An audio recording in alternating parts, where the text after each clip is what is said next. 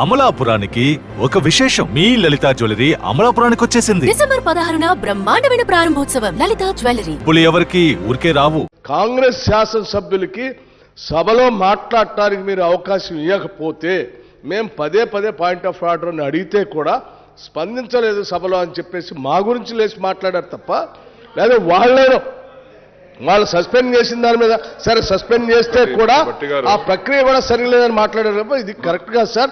ఆయన సభలో కూడా లేడు. సభలో లేని వ్యక్తి గురించి ఒక పార్లమెంట్ సభ్యుడి గురించి మాట్లాడటం ఇది కరెక్ట్ కాదు సార్. దయచేసి వాటిని రికార్డ్స్ నుంచి వాటిని తొలగించాల్సిందిగా కోరుతా ఉన్నాం సార్. అధ్యక్ష, నేను ఏమన్నాను అధ్యక్ష? బట్టి విక్రమార్క గారు చాలా మంచివారు అన్నాను. అది కూడా తప్పేనా అధ్యక్ష? అది కూడా తొలగించమంటారు అధ్యక్ష రికార్డులోంచి? బట్టి విక్రమార్క గారు మంచివారు, మంచి వ్యక్తి, మంచి నాయకుడు, దక్షత కలిగిన నాయకుడు. ఇంత బాగా పొగుడుతూ ఉంటే వారికి సంతోషం కలగాలి. ఒక ప్రతిపక్ష శాసనసభ్యుడిని అంత గౌరవంగా సంస్కారవంతంగా వారిని పొగుడుతున్నాను అధ్యక్ష. ఏమన్నాను అధ్యక్ష? బాధ వ్యక్తం చేశాను అధ్యక్ష. బాధ వ్యక్తం చేశాను అధ్యక్ష. నేను బాధ వ్యక్తం చేశాను. బట్టి విక్రమార్క గారు ఇంత మంచివారైనప్పటికీ, ఇంత దక్షత కలిగిన వారిని అయినప్పటికీ వారి పార్టీలో గట్టి అక్రమార్కులు నడుస్తున్నది, బట్టి విక్రమార్క నడుస్తలేదని చెప్పిన. తప్పే ఉంది అధ్యక్ష. నేను చెప్పిన దానిలో తప్పే ఉంది. చెప్పిన దానిలో పేరు తీసుకోలేదు ఎవరిది కూడా. గుమ్మడికాయలు దొంగ అంటే భుజాలు తడుకున్నాడు. నేను పేరు తీసుకోలేదు సార్. పేరు ఎవరిది తీసుకోలేదు. బాధ ఎందుకు వ్యక్తం చేస్తున్నారని నన్ను ఇప్పుడు మాకు ముందే సమాచారం ఉంది అధ్యక్ష. బీజేపీ మిత్రులు మేము ఎక్కడ వారి వ్యవహారాన్ని ఎండగడతామేమోనని, ఎక్కడ ఈ శాసనసభ సమావేశ కాలంలో కేంద్ర ప్రభుత్వం చేసిన అన్యాయాల్ని తూర్పారబడతామేమోనని. సార్, నేనేమంటున్నా అంటే మా పార్టీ అధ్యక్షుడి గురించి మీరు సభలో మాట్లాడేటప్పుడు అది సబబు కాదు. ఆయన పేరు తీసుకోవడం కూడా కరెక్ట్ కాదు సార్. మీరు సభలో లేనటువంటి వ్యక్తి, దానికి తోడు ఒక పార్టీ అధ్యక్షుడైనా మాట్లాడతారు. అట్లాగే మా పార్టీ అధ్యక్షుడు అక్రమార్కుడు అని చెప్పేసి ఓ పక్కన నా గురించి ఏదో మంచి చెప్పుకుంటే ఆయన గురించి అట్లా మాట్లాడటం అనేది కూడా కరెక్ట్ కాదు సార్. ఈ సభలో లేనటువంటి మా పార్టీ అధ్యక్షుడి గురించి మాట్లాడుతూ ఆయన బయట మాట్లాడిన కామెంట్స్ గురించి సభలో మాట్లాడటం కూడా కరెక్ట్ కాదు సార్. నేను లెజిస్లేటివ్ మంత్రి గారు కూడా ఆ రకమైనటువంటి కామెంట్ ఇక్కడ సభలో చేయడం కరెక్ట్ కాదు సార్. ఇది సభ, ఇదేం పబ్లిక్ మీటింగ్ కాదు సార్. బహిరంగ సభ అంతకంటే కాదు. ఇలా మాట్లాడతారు. మీకో రూల్స్ మాకో రూల్సా సార్? ఇది ఎట్లా సార్? లేనటువంటి వ్యక్తుల పేర్లు తీసుకొని ఇది కరెక్ట్ కాదు సార్. దయచేసి రికార్డ్స్ నుంచి తొలగించవలసింది కోరుతా ఉన్నాను సార్. ఇది కరెక్ట్ కాదు సార్. సంస్కారం గురించి, సభా సాంప్రదాయాల గురించి నేను చెప్తా ఉన్నా అధ్యక్ష. మీరు నేను మాట్లాడుతున్నా వినండి అధ్యక్ష. మా ముఖ్యమంత్రి గారి సంస్కారం ఏంటంటే అధ్యక్ష,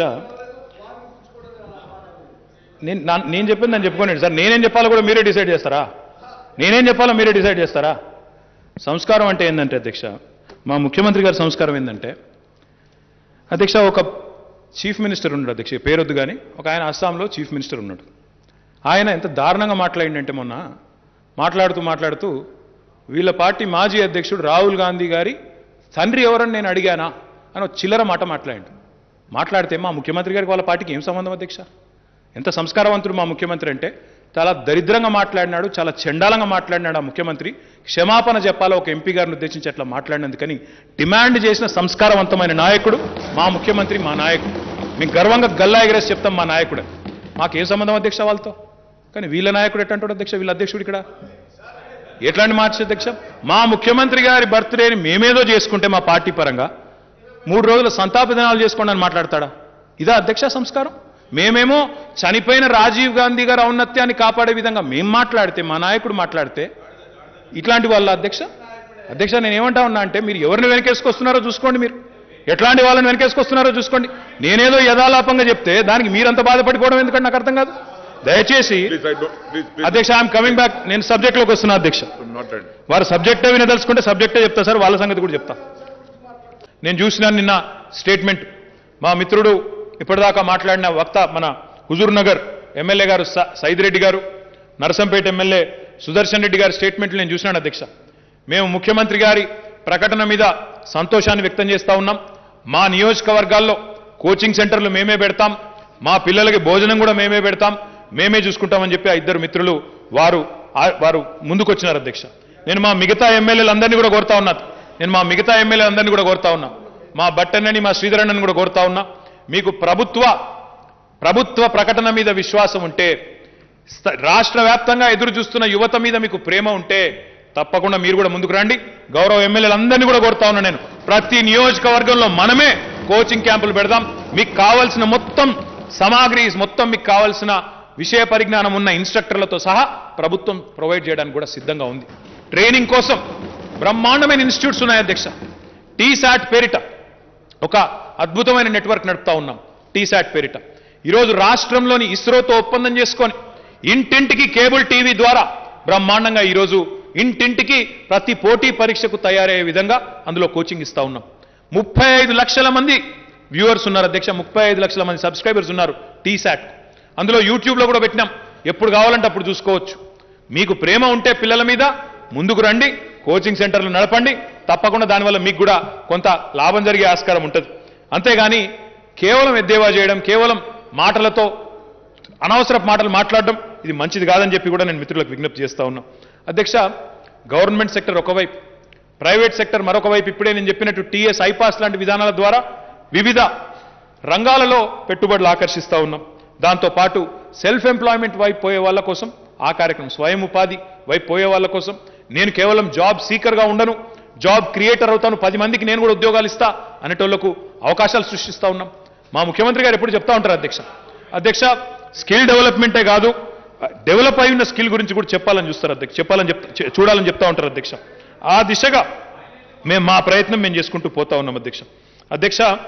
ఈరోజు ఈ ప్రభుత్వం, తెలంగాణ ప్రభుత్వం కేసీఆర్ గారి నాయకత్వంలో చెప్పిన దానికంటే, మాట ఇచ్చిన దానికంటే ఎక్కువ డెలివరీ చేసి చూపెట్టాం అధ్యక్ష. ఉద్యోగాల విషయంలో కూడా మేము మా మేనిఫెస్టోలో గతంలో చెప్పినాం, 1,00,000 ఉద్యోగాలు వస్తాయి ప్రభుత్వ రంగంలో అని చెప్పినాం. పోయిన టర్మ్లో 1,32,000 పైచిలకు ఉద్యోగాలను భర్తీ చేసినాం. ఇప్పుడు నిన్న 91,000 ఉద్యోగాలు ముఖ్యమంత్రి గారు చెప్పినవి కలిపితే 2,47,000 ఉద్యోగాలు ప్రభుత్వ శాఖల్లో భర్తీ చేసిన ప్రభుత్వం తెలంగాణ ప్రభుత్వం అధ్యక్ష, చేయబోతున్న ప్రభుత్వం తెలంగాణ ప్రభుత్వం అధ్యక్ష. మేము కేవలం నినాదాలు ఇవ్వలేదు అధ్యక్ష, అందమైన నినాదాలు కేంద్ర ప్రభుత్వం ఇస్తుంది అధ్యక్ష. Fit India, SIT India, startup India, digital India, ఇంకేదో ఇండియా, మేక్ ఇన్ ఇండియా, రకరకాల నినాదాలు, స్టాండప్ ఇండియా, రకరకాల నినాదాలు అధ్యక్ష. దాని వెనుక ఏం పాలసీ ఉండదు అధ్యక్ష, ఏం సపోర్ట్ ఉండదు. ఆత్మనిర్భర్ భారత్ మేము కూడా అనుకున్నాం అధ్యక్ష, ఏదో జరుగుతుందేమో అని. Atmanirbhar Bharat, self reliant India, బాగుంది అధ్యక్ష, అద్భుతమైన నినాదం. ఏం జరిగింది అధ్యక్ష? కరోనా సమయంలో హ్యాండ్ టు మౌత్ నడుస్తున్నాయి అధ్యక్ష చాలా ఎంఎస్ఎంఈలు. కరోనా సమయంలో ఇబ్బంది పడి పరిశ్రమలు నెలలు మూతపడితే రోడ్డున పడ్డారు అధ్యక్ష. మేము కూడా పోయినాం, కేంద్ర మంత్రులను కలిసినాం. అయ్యా, అమెరికా ఇట్లా చేస్తున్నది, చైనా అట్లా చేస్తున్నది, కేంద్ర ప్రభుత్వాలు అక్కడ పెద్ద పెద్ద స్టిమ్యులస్ ప్యాకేజీలు ప్రకటిస్తున్నాయి, మీరు కూడా చేయండి అని అడిగినాం అధ్యక్ష. చేస్తే అధ్యక్ష 20 లక్షల కోట్ల ప్యాకేజ్ అన్నారు అధ్యక్ష. 1 కాదు 2 కాదు, 20 లక్షల కోట్ల ప్యాకేజ్ ఇస్తున్నామన్నారు. ఆశపడ్డాం, నిజంగానే ఏమైనా లాభం జరుగుతుందేమో, భారతదేశంలోని పరిశ్రమలకు లాభం అవుతుందేమో, నిజంగా ఇస్తారేమో అనుకున్నాం అధ్యక్ష. ఏం జరిగింది అధ్యక్ష? 20 లక్షల కోట్ల ప్యాకేజ్ ఎక్కడ పోయింది అధ్యక్ష? మాకైతే, నేను పరిశ్రమల శాఖ మంత్రిగా 8 ఏళ్ల నుంచి ఉన్నాను అధ్యక్ష. 20 లక్షల కోట్ల ప్యాకేజ్ అని చెప్పి నోటి మాటలు తప్ప నాకు తెలిసి ఆ 20 లక్షల కోట్ల ప్యాకేజ్తో ఒక్కరంటే ఒకరు లాభం పొందిన వాళ్ళు లేరు అధ్యక్ష. కేవలం ఒక జుమ్లా అధ్యక్ష. ఈ దేశంలో ఒక అద్భుతమైన విధానం నడుస్తుంది అధ్యక్ష. అయితే జుమ్లా లేకపోతే హమ్లా, ఈ 2 నడుస్తున్నాయి. అయితే జుమ్లా అడగండి మీరు మోడీ గారిని, మీరు అన్నారు కదనయ్యా, ఆ జన్ ధన్ ఖాతా ఖోలో మిత్రో, మే ధన్ 15 लाख దేతో అన్నాడు అధ్యక్ష. ఏమైందయ్యా అంటే, అరే ఓ తో జుమ్లా థా, జుమ్లా ఊరికేనే సామెత చెప్పినా ఎక్కడిది అని ఆయన అంటాడు అధ్యక్ష. ఇది కూడా అంతే అధ్యక్ష, 20 లక్షల కోట్లు కూడా ఉత్తమాట, ఇచ్చింది లేదు సచ్చింది లేదు అధ్యక్ష. నచ్చేదిన్ అన్నారు అధ్యక్ష, కానీ పరిశ్రమలకు కూడా సచ్చేదిన్ వచ్చింది అధ్యక్ష. అందుకే బాధతో చెప్తా ఉన్నా అధ్యక్ష, ఈ ఆత్మనిర్భర్ ప్యాకేజీలు, 20 లక్షల కోట్ల మూటలు వచ్చి బోగస్ మాటలు అధ్యక్ష.